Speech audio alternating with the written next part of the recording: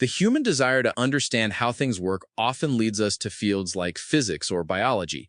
But what if the most fascinating subject of all is understanding how people work, not just biologically, but behaviorally?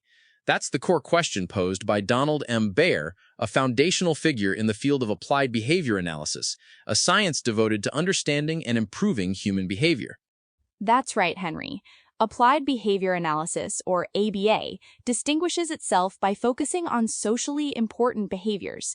We intervene with research-based strategies and tactics to improve these targeted behaviors, always using scientific methods, objective description, measurement, and experimentation to show clear relationships between our interventions and the improvements we see. So it's a scientific approach, but what defines science itself beyond just a collection of facts or theories? How does ABA fit into the broader scientific endeavor?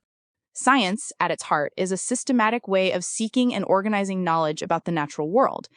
It differs from other ways we gain knowledge because it aims to discover nature's truths, facts, and universal laws that exist independent of personal beliefs. The overall goal is a thorough understanding of the phenomena under study. In ABA's case, that's socially important behavior change.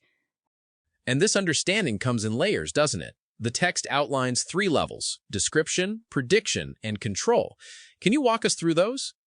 Certainly. Description is the first step. It involves systematic observation to accurately describe a phenomenon. Think of John James Audubon, who meticulously documented birds in their natural habitat, making detailed drawings and field notes. In ABA, a classic example is White's 1975 study of classroom teachers, which described rates of approval and disapproval.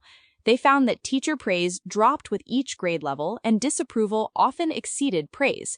This descriptive work then suggests hypotheses for further research. So description tells us what's happening. What about prediction? Prediction comes when repeated observations show 2 events consistently covary. For instance, approaching winter correlates with certain birds flying south. We can predict the relative probability of one event based on the presence of another. However, it's crucial to remember that correlation doesn't imply causation. As the text points out, there's a strong correlation between hot weather and drowning deaths. But hot weather doesn't cause drowning. It correlates with more people seeking relief in water, where other factors like alcohol, swimming skills, or lack of supervision are actually at play. That distinction is important. So prediction helps us prepare, but control, the highest level of understanding, seems to be where the real intervention happens. How does science achieve control? Control is achieved through establishing functional relations. A well-controlled experiment demonstrates that a specific change in one event, the dependent variable, is reliably produced by specific manipulations of another, the independent variable, and that the change wasn't due to extraneous factors. B.F. Skinner, in his 1953 work, stated, quote, "By arranging conditions in ways specified by the laws of a system, we not only predict, we control. We cause an event to occur or to assume certain characteristics," end quote. Functional relations are the bedrock of developing technologies for behavior change. Beyond these levels of understanding, science also operates with certain foundational attitudes and assumptions. Determinism, empiricism, experimentation, replication, parsimony, and philosophic doubt are listed. Let's start with determinism. What does it mean for a science of behavior? Determinism assumes the universe is a lawful, orderly place where phenomena occur as a result of other events. Events don't just happen randomly, they're systematically related to other factors amenable to scientific investigation. For behavior, this means we assume behavior is lawful and determined.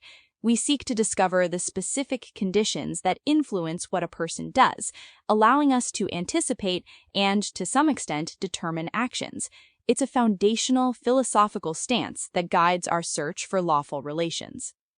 And empiricism, as Lord Kelvin famously said, is about measuring and expressing things in numbers. How does that translate into behavior analysis? Empiricism is the practice of objective observation and measurement of the phenomena of interest. Objectivity here means independent of personal biases. In behavior analysis, this means defining behavior completely, systematically observing, and accurately measuring its occurrences and non-occurrences. Our understanding, prediction, and improvement of behavior all depend on this rigorous empirical approach. Experimentation seems like a natural next step from empiricism. The text has a wonderful anecdote about a man dancing around his lawn to keep tigers away. It illustrates the need for experimentation, doesn't it? It does. When events seem to covary, we need to perform experiments to isolate the true functional relations. The tiger story shows that simply observing a lack of tigers after a ritual isn't enough to prove the ritual caused it. To truly test it, the man would need to manipulate the ritual systematically, perhaps in a place where tigers are common, and compare conditions. Experimentation means carefully changing one factor, an independent variable, to see its effect on the target behavior, the dependent variable, while holding all else constant. After an experiment, how do scientists ensure their findings are reliable? That's where replication comes in, I imagine. Absolutely. The results of a single experiment are never enough. Only after an experiment has been replicated multiple times, yielding the same basic pattern of results, do scientists become convinced. Replication is the primary method for determining reliability and usefulness, and it's how science corrects itself. It's not about the infallibility of scientists, but the repeated testing of their findings. Then there's parsimony, which sounds like scientific frugality. How does that apply? Parsimony requires that simple, logical explanations be ruled out experimentally before more complex or abstract ones are considered. It's based on Occam's razor. Given a choice between two competing explanations for the same phenomenon, we should choose the simplest one, the one that requires the fewest assumptions. This attitude helps us assess and fit findings within our existing knowledge base efficiently. And finally, philosophic doubt. This one feels a bit counterintuitive. Don't we want certainty in science? We want reliable knowledge, but philosophic doubt means scientists must continually question the truthfulness of what is regarded as fact. Scientific knowledge is always tentative. Scientists must be willing to set aside cherished beliefs if new discoveries contradict them. As Carl Sagan put it, quote, "The question is not whether we like the conclusion that emerges out of a train of reasoning, but whether the conclusion follows from the premise or starting point and whether that premise is true," end quote. It's a healthy skepticism that drives continuous investigation and expanded understanding, ensuring science is a self-correcting process. This scientific foundation is critical. The text traces behavior analysis through different historical phases, starting with Watson's stimulus-response behaviorism, then B.F. Skinner's experimental analysis of behavior, and his radical behaviorism. What was Watson's key contribution, and how did Skinner build upon it? John B. Watson made a strong case for psychology as a purely objective, experimental branch of natural science, focusing on observable behavior rather than states of consciousness. He argued the proper subject was the relationship between environmental stimuli and the responses they evoke, what became known as SR psychology. His bold claims, like being able to train any infant to become any specialist, while not scientifically supported at the time, pushed for behavior to be studied scientifically. And Skinner moved beyond just SR, didn't he? He did. Skinner formally began the experimental analysis of behavior, or EAB, with his 1938 book. He distinguished between respondent behavior, which is reflexive, and operant behavior, which isn't elicited by preceding stimuli, but is influenced by the consequences that follow it. His most profound contribution was discovering and experimentally analyzing the effects of consequences on behavior, leading to the concept of the three-term contingency: antecedent, behavior, and consequence. This allowed for a much richer understanding of how the environment selects learned behavior. Skinner's radical behaviorism also tackled the concept of inner states, like thoughts and feelings, which many other psychological models attribute to mentalism. How did he integrate these into his science? Unlike mentalism, which posits a separate inner dimension that causes behavior, Skinner's radical behaviorism views thoughts and feelings, or private events, as behavior themselves. They are influenced by the same kinds of variables as publicly observable behavior, just less accessible to others. He stated, quote, I contend that my toothache is just as physical as my typewriter, end quote. This means we don't use hypothetical constructs or explanatory fictions like knowledge causing a rat to press a lever, but instead seek environmental variables responsible for all behavior, whether public or private. Radical behaviorism is a thoroughgoing approach to understanding all human behavior. So, with this philosophical and research background, where does applied behavior analysis fit into the larger scientific and professional landscape? The science of behavior analysis has four interrelated domains. First, radical behaviorism is the philosophical domain, pursuing theoretical and conceptual issues. Second, the experimental analysis of behavior, or EAB, is the basic research branch, conducting experiments to discover fundamental principles. Third is applied behavior analysis, which designs, conducts, and interprets applied experiments to improve socially significant behavior. And fourth, professional practice uses the findings from these domains to design, implement, and evaluate behavior change programs in real-world settings. The classic 1968 paper by Baer, Wolf, and Risley laid out 7 defining dimensions for ABA. Let's explore these, starting with applied and behavioral. Applied means ABA commits to improving behaviors that enhance people's lives. We select socially significant behaviors like social skills, language, academics, or self-care. Behavioral emphasizes that we focus on the actual behavior in need of improvement, not a proxy or someone's description of it. The behavior must be measurable, and we directly observe and measure it. If a study evaluates a program to help children get along, we observe their interactions, not just ask them how they feel about getting along.